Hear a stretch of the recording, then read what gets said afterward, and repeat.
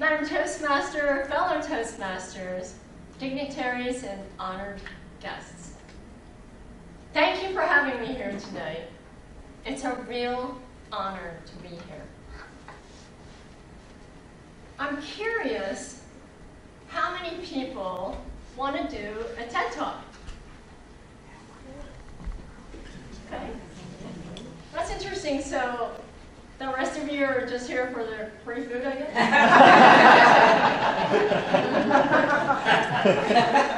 I'm okay with that. I'm okay with that. I'm not taking it personally. My boyfriend, that's the reason he came. Okay, so for those of you that want to do a TED Talk, and for those of you here for the free food, I'm sorry, but you have to listen to me anyway. I'm going to share what my journey was and what transpired after the TED Talk. 3 years ago, in the spring of 2016, I was at a TED Talk in Boca. I wasn't there to speak, though. I was actually there as the aerial performer. I was watching the speakers on stage warm up and prepare for their talk. And I remember saying to a friend of mine, that is something I will never do. I will never speak for 18 minutes without notes in front of a live audience. Fast forward exactly 1 year later, I was on stage giving a TED Talk. How did that happen? Let's go back in time 4 years prior to that. I really wanted to speak. I had messages I wanted to share, and I knew I needed help because I was terrified to speak in front of anyone. I remember my grandfather talking about Toastmasters and how much it helped him. So I looked and found a Toastmasters club. I went to the meeting. I was so excited. I signed up, paid my money. I gave a few speeches. Well, I should say, I read a few speeches. And then I quit. A few months later, I said, okay, I can do this. I went to another Toastmasters club, signed up, really motivated to do this, paid my money, gave a couple of speeches, and I quit. About a year later, I went looking for Toastmasters. This time, I was ready. I was really ready to face the fear. I wanted to inspire people. I had stories I wanted to share, and I knew that Toastmasters could help me get there. After I gave a number of speeches, probably for about a year, and had the support of my fellow Toastmasters and started feeling more confident, I decided it was time to throw my hat in the ring for a slot at a TED Talk. I went online, I looked up some TED Talks. There's no formal process for most TED Talk applications. You kind of build your own application. I looked at talks that were in locations that I wanted to travel to, where the timing was right, far enough in advance that I had time to prepare, and that had a theme for what I wanted to talk about. I wanted to inspire and encourage women to go for their passion, no matter what their age. I applied to about 8 different events. I got a few responses, and they said, thank you very much, but please contact us next year. We already have our lineup in place. And then the Benjamin School here locally got back to me, and they said, we'd love to have you speak, but we're not a women's event. For some reason, it was a mistake online. So I thought, a middle school? What would I speak about at a middle school? I don't even have kids. I don't know what to say to 7th and 8th graders. But I still said yes. I said, yes, I will do this. I met with the organizer, had to go through an audition because I didn't have any video to show her. I had only spoken inside of Toastmasters. And I said to her, And she said, I saw a story about you on the Huffington Post online. And she said, I think your story is right there. And I thought, what does she mean? Because the part of that story I was going to tell was to encourage women to do something later in life, like I had done. I started aerial acrobatics in my early 40s. And she said, well, you have a story there. She was looking at the other part of the story, where this other part of the story was I had a craniofacial condition that took 12 surgeries to repair, and because of that, I went through a lot of bullying. And in order to get through the bullying, I turned to dance, something I was passionate about. And that's what gave me the strength to get through it. Now, my story is not unique, because I think at some point in time, most of us have experienced bullying. But perhaps the way I handled it was unique. And that lent itself to be shared with an audience that could relate, namely middle schoolers. The lesson I learned in that was to stay flexible. I went into this with one idea in mind, that what I wanted to put out to the world, the message I wanted to share. And because I really wanted to do a TED Talk, I stayed flexible and took a different direction. The preparation for the talk. Many of you know that TED Talks are usually 18 minutes on the nose. Because this was for middle school, they gave us flexibility in how the length of time. We didn't have to hit the 18 minutes on the nose. That made it easier to prepare. Well, actually it didn't make it any easier to prepare, but I guess it could have. I still found it hard. So I wrote out my speech, every word, and I took it on the road to a Toastmasters club here in the area. In fact, I know a lot of you heard me during my practice. And I thought it was very important to speak in front of a live audience as much as possible before the big day. That would help with confidence, preparation, and most importantly, to get feedback. The feedback was amazing, and I was so grateful for all the feedback that was given to me during that time. How do you deal with feedback? One person is telling you to jump to the right, another person is telling you to jump to the left.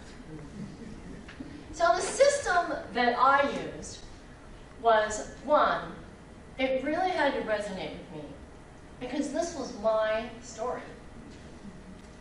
And number two, if I heard it over and over, even if it didn't resonate with me, I thought I'll give it a try, because I was still in practice mode. The great thing about feedback is it helps us with our blind spots, and it helps us see things that most people think we need to change. So it's good to try it out. That's what I used. One thing I didn't anticipate in my preparation was the challenge of telling my own personal story.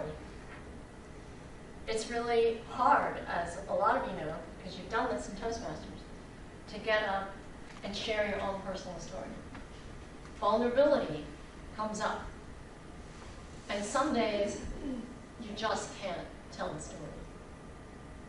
So what I learned was, some days, you take a break when you need it. It's just as important as working hard. And what I really learned from Toastmasters was how to deal with the emotion when it comes up when you're on stage. Because it will come up if you're sharing something personal.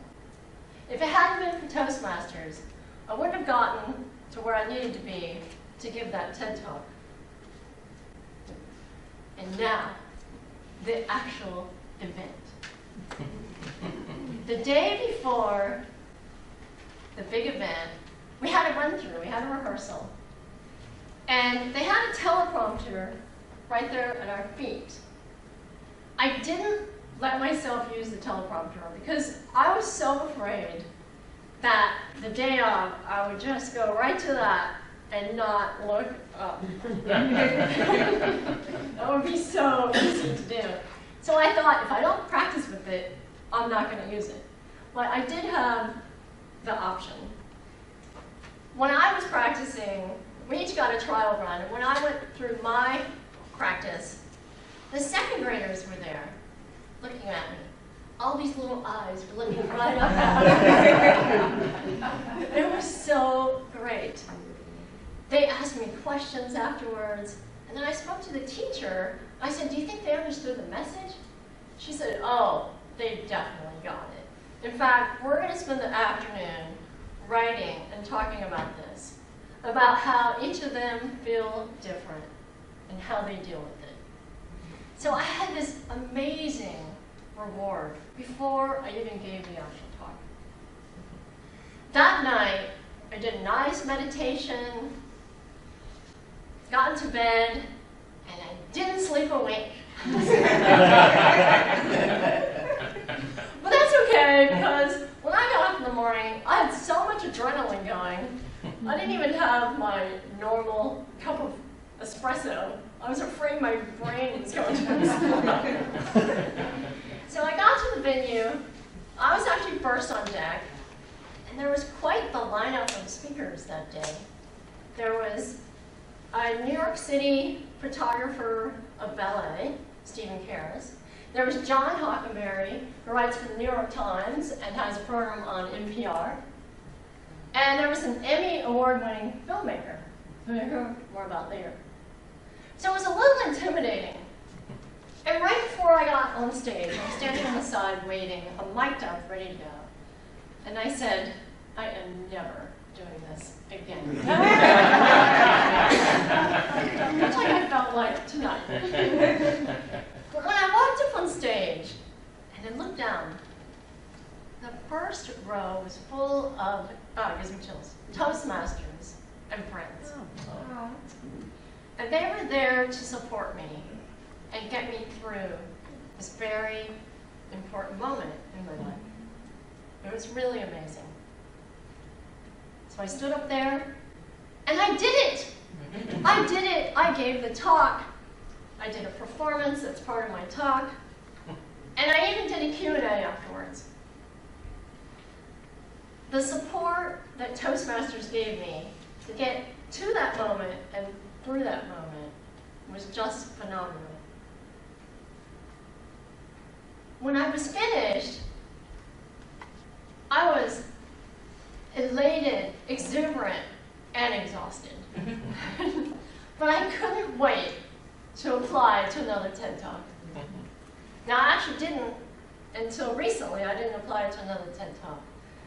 2 months ago, I applied to a talk in New York at Columbus Circle because it's my old neighborhood, and the theme was bold and brave, and I thought this would be really fun. My topic was, what role will you play in shaping our digital future? And I'll explain to you in another minute why I chose that topic. There were 200 applicants for 15 speaking slots. And I made it to the finals, and I had to make a video of 30 seconds to 1 minute. Can you imagine trying to put your most important points into, that's shorter than a table topic. It makes me appreciate the saying, I would have written you a shorter letter if I'd had more time, right? Because it takes a lot more time and work to compress something. I didn't get selected, but that's fine. I might use that topic and try somewhere else again. While I was preparing for the TED Talk at the Benjamin School, I was going through a very difficult life event. I was experiencing online harassment that shut down my career as a commodities trader. It was a very scary and difficult time. I reached out to an organization called the Cyber Civil Rights Initiative for support and for guidance on how to try to solve this issue. Well, a couple years after I reached out to them, the executive director called me and she said, we have a filmmaker in here who would love to talk to you She's doing a documentary on cyber harassment.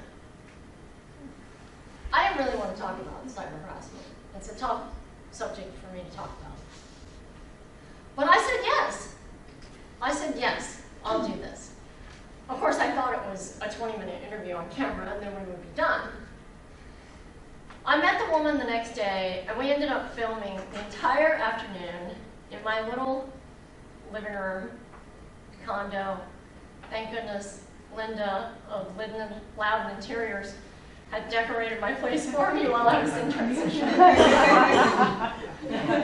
So we filmed, and I didn't know where this project was going or if it would go anywhere.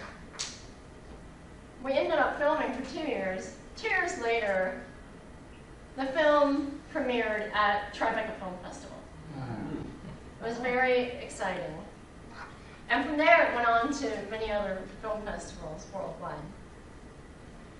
I was asked to speak at Tribeca after the film premiered. I was terrified. I was in tears. I was so afraid of what were they going to ask about my very personal story that had been shared on film. Luckily, Charlie was there, and he said, "It's not about you." He tells me that a lot, but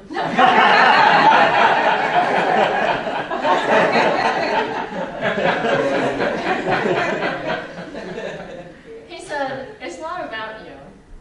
It's about sharing your story and helping others who have been through something similar or who can relate." And he was right. And it totally changed my perspective. It took it off of me being right, getting it right, and about helping other people. Now from there, I spoke at some other events. I was actually flown to Moscow and paid to speak in Moscow about the film by the US State Department. And I spoke at the St. Petersburg Film Festival. I spoke in Gorky Park while I was there. Back here, I spoke on NPR and the Women's Media Center in DC. This is all related with film. And for the Miami-Dade Special Victims Unit, so they could understand, and for training, so they could understand. So every time before I spoke at these venues, I said, "I'm never doing this again." But every time another opportunity came up, I said yes. I just kept saying yes. After the film, I started speaking at technology companies. I'm trying to get technology companies to be held somewhat accountable for what happens online. I spoke in an online financial news program. Again, I was nervous. I didn't know what I was going to speak about, but I said yes. I spoke at Microsoft a few weeks ago. So it's all these yeses created momentum. And through this entire process, through the TED Talk, the film, and speaking to technology companies, I remained flexible. I never knew what the path was going to be or where this was going to take me. But I just kept saying yes. And even now, I don't know what's next, but I'm open, and I'm saying yes to what comes next. And I invite you to stay flexible and open to the next opportunity that comes your way, especially if it takes you out of your comfort zone. And please let me know when you do your TED Talk. I'd like to be there cheering you on. Madam President.